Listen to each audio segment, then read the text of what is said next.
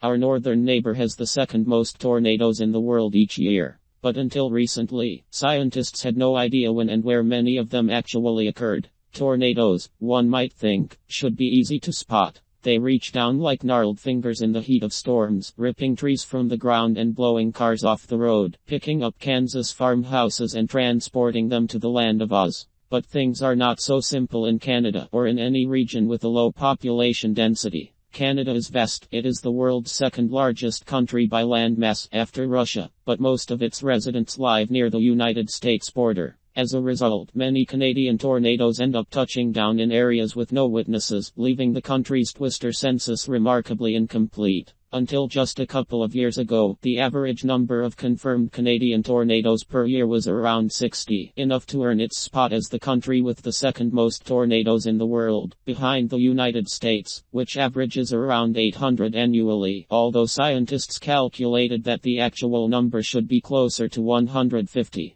Such a dearth of data is both unsatisfying and dangerous. Tornadoes can be deadly and their property toll costly. Their frequency, location and severity is not always well understood, and may also be changing. If we're ever going to pin down how climate change is affecting this stuff for real, we need accurate quantification, not only of how many tornadoes happen, but where, said Ian Jamanko, a meteorologist at the Insurance Institute for Business Home Safety. He added that knowledge of tornado trends could help warn people of future storms and guide building and infrastructure codes. Recently, a group of meteorologists and weather scientists with the Northern Tornadoes Project at Western University in London, Ontario, have been seeking to address this deficiency. Using social media and eyewitness reports, satellite imagery, drone footage and fallen trees, the group has tracked more Canadian tornadoes than ever before. In 2021, a record was set for the most confirmed tornadoes in a year, 117.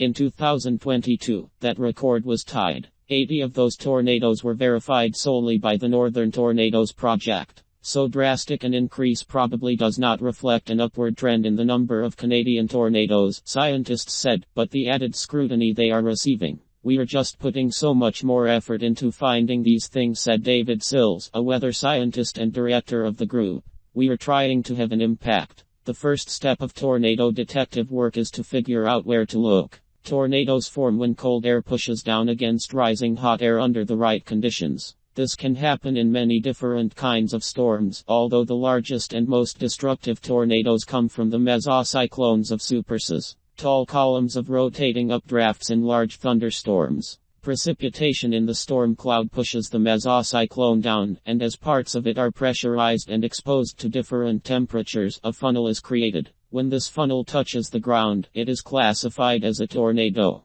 The tornado recipe is more likely to work in places where there is a consistent supply of both cold air, often from the mountains, and hot air, often from the tropics. A classic example unfolds in the Great Plains of the United States, where moist, warm air from the Gulf of Mexico meets cold, dry air from the Rockies. More tornadoes occur there than in any other place on Earth. In Canada, the majority of tornadoes pop up in Alberta, Saskatchewan and Manitoba, the so-called prairie provinces, and Ontario. Scientists with the Northern Tornadoes Project keep one eye on the weather radar in those regions and another on social media, looking for reports of strange weather events. A lot of the work, then, is retrospective, using evidence on the ground to reconstruct a storm after it passes. What were the wind speeds? What path did the storm take? Tornadoes are often confused with downbursts, columns of wind that push onto the ground and spread out radially. Downbursts can precede tornadoes, and they form under similar weather conditions, but typically cause much less damage. Confusing one for the other can skew data.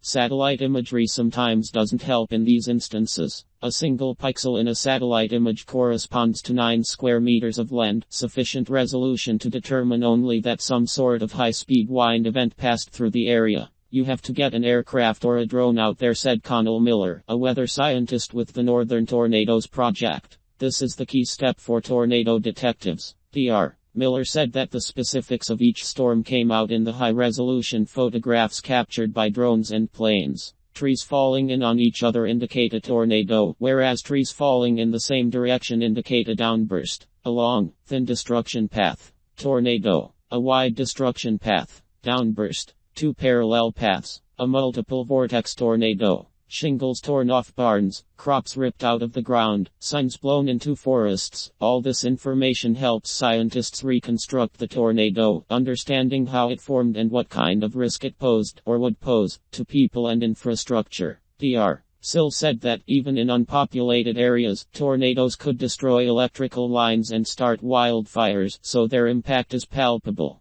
But the primary goal is preventive. People want to build up the resiliency of their communities, he said. Better research manifests in revised building codes and warning systems. Every storm counts.